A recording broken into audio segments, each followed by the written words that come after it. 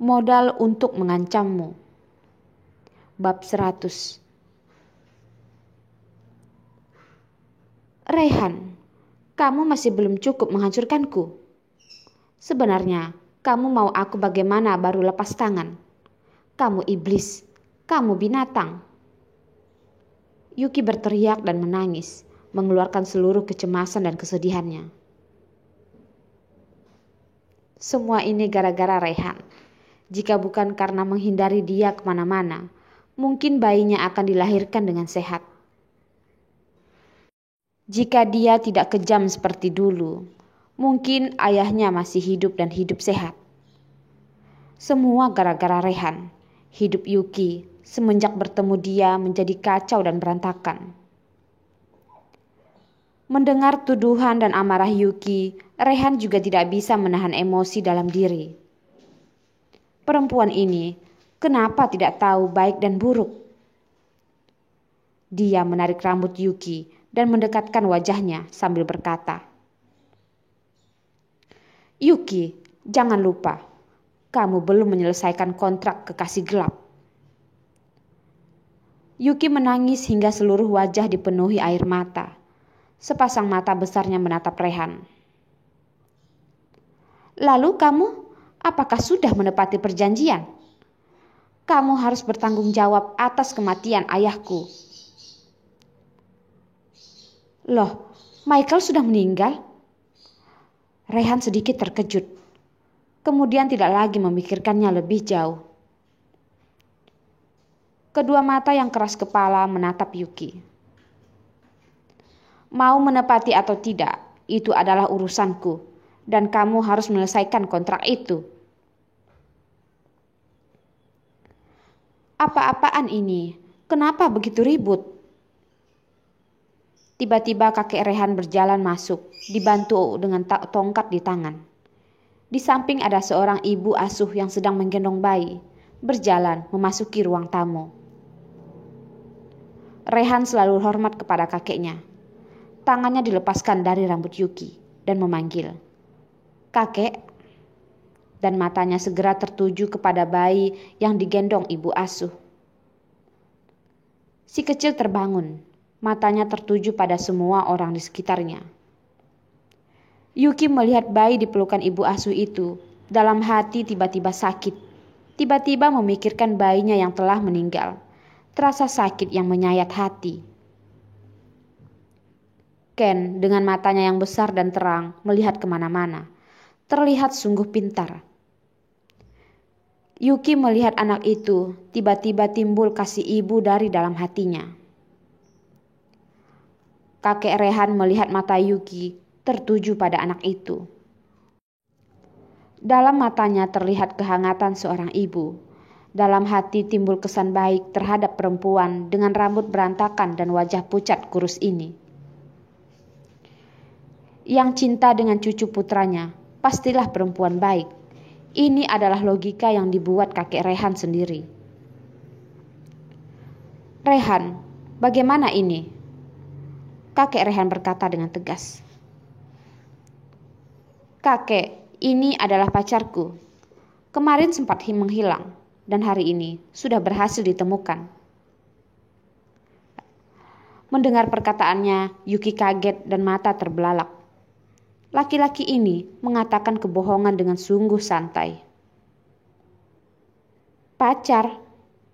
Kakek Raihan menilai Yuki dari atas ke bawah dan melakukannya dengan serius. Perempuan ini memang agak kurus dan lemah, tetapi penampilannya lumayan. Hanya perlu dirawat dengan baik, pasti akan menjadi perempuan yang mempesona. Yang terpenting adalah wibawa dan kepolosan. Kelihatannya hatinya baik, pasti perempuan yang baik. "Tuan, aku bukan pacarnya." Yuki dengan cepat menjelaskan. Tetapi kalimat selanjutnya malah tidak mampu dia katakan. Tidak mungkin dia menjelaskan bahwa dia bukan pacarnya, melainkan kekasih gelapnya. Di depan orang tua yang kelihatannya baik ini, dia sungguh tidak tega mengatakan kalimat-kalimat itu. Yuki, jangan ngomong begitu. Dulu memang aku yang tidak benar. Kamu jangan marah lagi ya. Setelah ini kita akan bahagia bersama ya. Di depan kakek Rehan, Rehan harus terlihat patuh. Melihat ekspresi Yuki seperti itu, Rehan yakin dia tidak akan memberitahu kakek yang sebenarnya terjadi. Suara lembut Rehan membuat Yuki merinding. Laki-laki ini tidak hanya galak dan bertindak sesuka hati, tapi juga pandai berakting. Semua orang sedang berbicara. Bayi dalam pelukan ibu asuh sepertinya merasa kesepian dan mulai membuka mulut merengek. Yuki melihat ke arah bayi. Tatapannya tidak dapat dialihkan lagi. Tuan muda, lihatlah tuan kecil, sungguh lucu. Ibu asuh berkata kepada Rehan. Tuan kecil. Yuki merasakan hatinya gedebak-gedebuk. Kelihatannya anak ini memang punya Rehan. Kelihatannya seperti baru berumur 1 bulan lebih. Rehan sungguh binatang. Di mana-mana berhubungan dengan perempuan. Yuki merasa kesal sekali. Tapi anak ini memang sangat lucu. Yuki pun melihatnya beberapa kali lagi. Semakin dilihat, semakin merasa akrab. Anak ini terlihat sangat akrab dengannya, seperti pernah bertemu dengannya. Dalam hati timbul perasaan yang sungguh dekat dengannya. Kakek Rehan melihat anak itu dan memberi perintah kepada ibu asuh. Ibu, anak ini harus dikasih makan yang banyak dan bergizi. Sudah 2 bulan tapi kelihatan seperti baru lahir. Pertumbuhannya terlalu lambat. Ini adalah kesayangan di keluarga kita. Kamu harus lebih serius. Ibu asuh itu langsung berkata dengan cepat. Tuan tenang saja.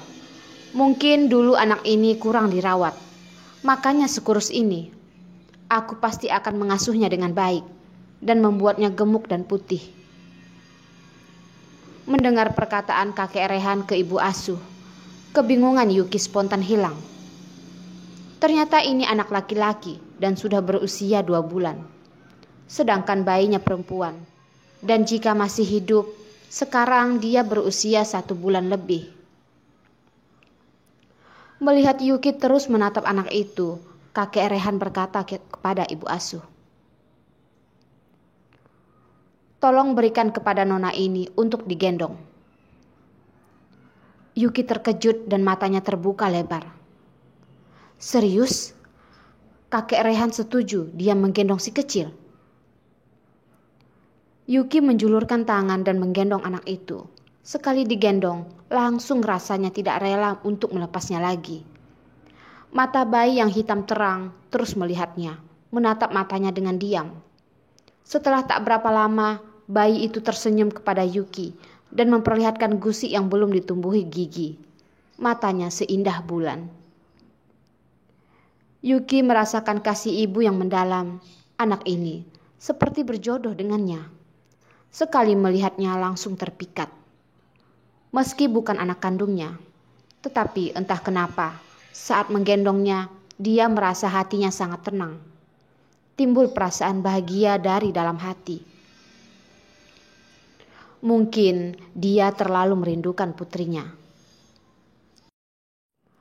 Setetes air mata jatuh dari mata Yuki. Jatuh hingga ke wajah sang bayi. Bayi itu pun spontan menangis. Kakek Rehan melihat Yuki dengan tidak puas. Ibu asuh segera menggendong kembali dan membawa pergi bayi itu. Yuki, di mana anakmu? Aku minta Paman Li menjemputnya. Rehan melihat perut Yuki yang sudah datar dan bertanya. Satu kalimat memancing keluar semua air mata Yuki. Anakku baru lahir. Dia langsung meninggal. Air mata Yuki sudah tidak bisa terbendung lagi, menangis hingga hampir sesak napas. Yuki menangis dengan sangat memilukan. Kakek Rehan yang melihatnya pun tidak kuat lagi, memberi isyarat. Hibur dia kepada Rehan dan kemudian dia pergi meninggalkannya. Air matanya membasahi rambut, terlihat berantakan di wajahnya. Tulang belikat yang tipis dan tajam, seolah hampir merobek jaket yang dikenakan. Dalam wajahnya yang pucat, terlihat kecewa dan sakit yang mendalam. Rehan menghampirinya dan langsung menerjunkannya ke dalam pelukannya. Dia memutuskan tidak lagi mempermasalahkan tamparan tadi. Pelukan Rehan membuat badan Yuki yang dingin terasa bergetar. Ingin melepaskan diri dengan mendorong Rehan, tetapi pelukan itu terlalu kuat. Di tengah pelukan itu terasa kekuatan yang menenangkan. Badan yang besar membuat orang merasa aman di dalamnya.